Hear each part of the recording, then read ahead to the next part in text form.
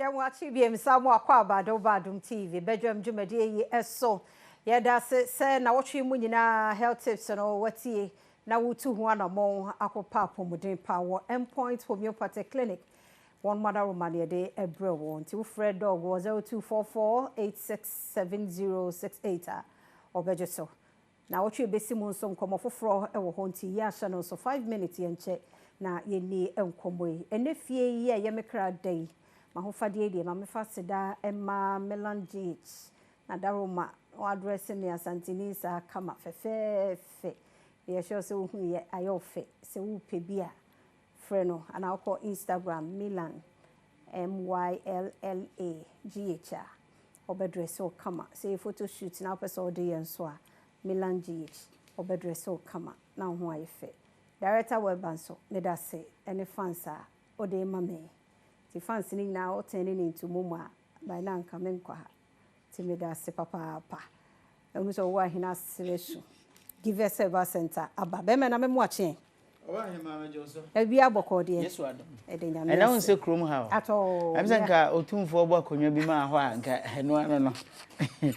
okay na ehwe ntimi ya sure say dachi bia ha menya akonya ho ana nke be boa pa nke be fata opa we da se papa eja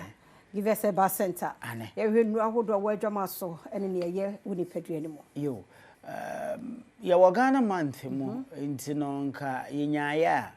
na nka wo se eniema a yankasa yi o ye kuro mu hanom no nka ye mo ho bra o ti ase meti he kwa me nkroma na de matade ni kwa me nkroma me wa Africa nso boma o he ma chiri nso agana bo ho nti enya sem koto a se de me nua ba afia nso wafa na ho fade yi no kire se Ghana month no amu ne ye wo nti ya ne yedidi a ne ya hwenuane a yedi no ye onuane bi te sa peprensan ne ade no obuwie stafia dem ko obuwie onima de kura peprensan na efe no obuwie ba ho se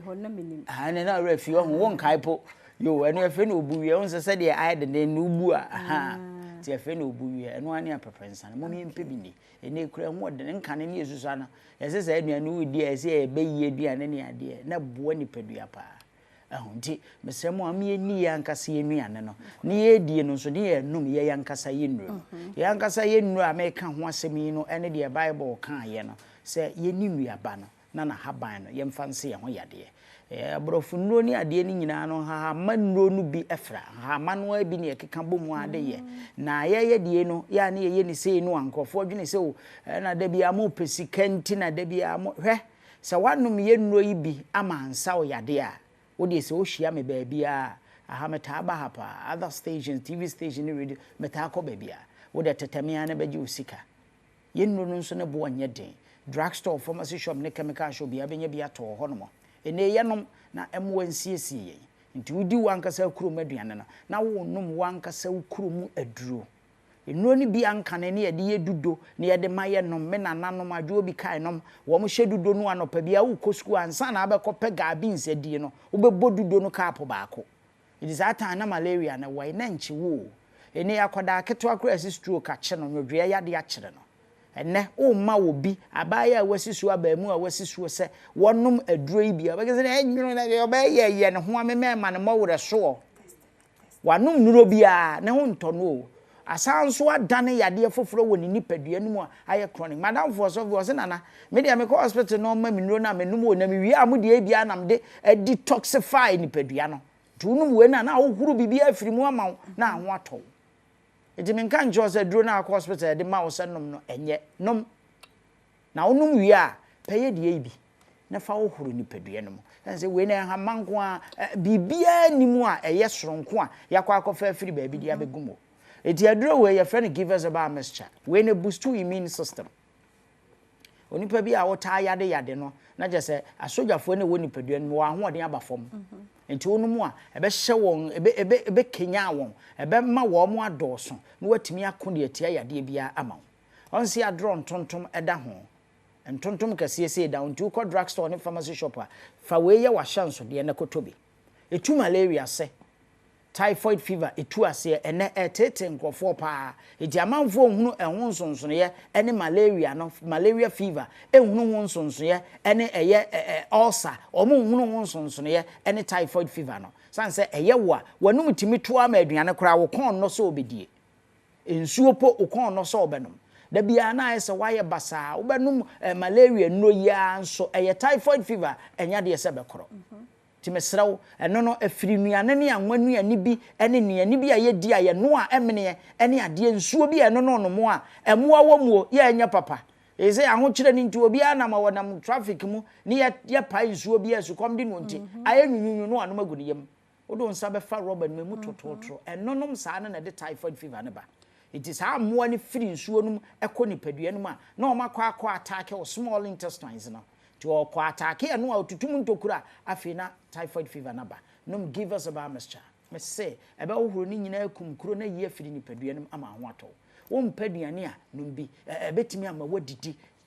typhoid fever na kire wa niema bebre na ya na deba na meka say untumi nidi nti ba na say aduane si wanim kura wan o kon no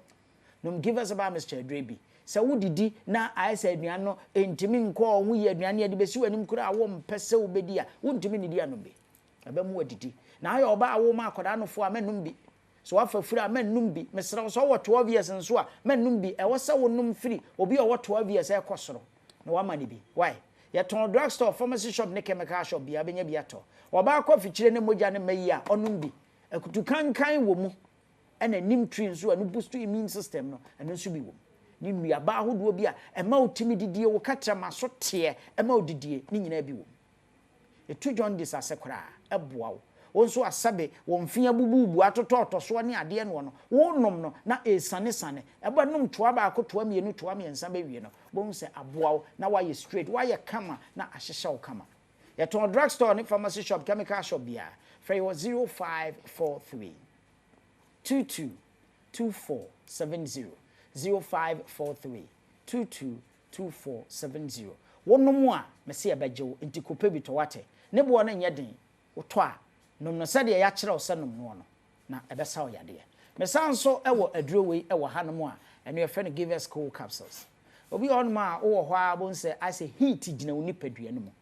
woni padua no heat ginam enti awowo mu anai se wiemu aye kusu no wo de na wuntini asode gina so aye chese awowo mu kura ne mfifirete obi on ma se na me de moja na ye adwuma ai moja na ye adwuma de enso heat bi e woni padua no mu no eno nso moa wo da bia no aye hyehye wo do ho kan obi o se ya da na ho aye hyesa mesre wa mamman ni bi wo ho no meka ni padua no mu cha e the problems ba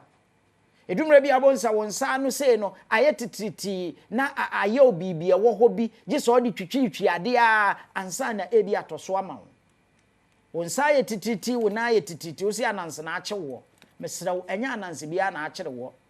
eya na busa se maayo kama na wo mo kan wo na atoso na ade na wo mo nan no enyene wo de ande odo nan wo nan tabono no kura da fom no eto ba ko no so kura na wo nan na gene eye entinu ewo ni padua num no ensuo ni moja e wo se komo no entimi nkomu asisi enuanefo a wo si yesi jaadi a wo su nya adi enti eno ana de wo ha wo nyina aba me so akopadure bi to no wate ye fe ni give us cool capsules ebeboa se sisi ade ato so na atena wo so acha anum bi ebetu ase be ma kotene gya na so a wode mframa saa na be ma timi akima ewo agya na so me so akopa bi na to no ebeboa siesie ama ho ato wate enti wo ya bema na wotwa akon enyeye wo sode enyeye wo tena se enyeye wo oba the same thing so amesre wo a pebi nanom ebeboa ayiye funum ni nipadua no ha onyina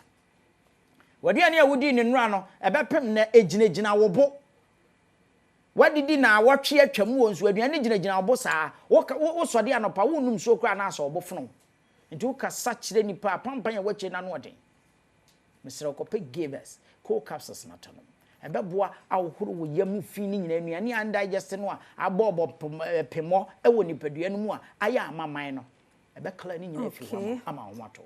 na wonom no nso no wo ya bema na apese ogina so kye adwuma power ni nie give us p capsules na wotwe ku na wie ye no Ghana mant masa enwu wani mu ase na anu abaya bi se bra no na nsen na ho ode akofam ade no kura no enka na mto adonko wo so se kura mpo no aye dobre gon ni tiri na ye sei I just say abrofo amango no a wo mo de ehoma bi asoso mu na ati na esi ni tiaze masa obekọ eja wo janse nhunu no na ene na ye peska wani nye oba no na ni nye obekọ eja wo kopa dure mienu nyina bi tonom ye ton wo drugstore pharmacy shop wo to atoni mienu bom give us cold capsules NP capsules onum bom a ebemo aye beememo obema ni so a ebema no anhona ba kakra na etimi akọ akire aye adwuma se de se ne fata sentimi nyina so ncha no bi ebeboa wo ye ton drugstore pharmacy shop ne chemical shop bia no afre wo 0543 222470 ebema o libido nso aba ma me kotobi ma ekunu wate na otimi to wadonko yi a ya ne fiede that's it iti kopebito na to you afre 0543 222470 yankopon hire nyina ya da senti give us Herbal center na yete won kano no kokopa de nei na onsonom na emmo mayemfa yonkomo no nyina nsi he ne ai sister Sandy bi oye guy ono so aye krado e dia hosepe etwa so kwasi beba asemidi ka so aka cho so video bi e de mawo o de beba na afem pensem mu nso atwa so yada se pa kwaso mo afidie no enna hase enyi free ha Ghana month e ho afade e na Milan GH o de ama me kama fefefe midi afia amankwa tamaklo e be se hia e da se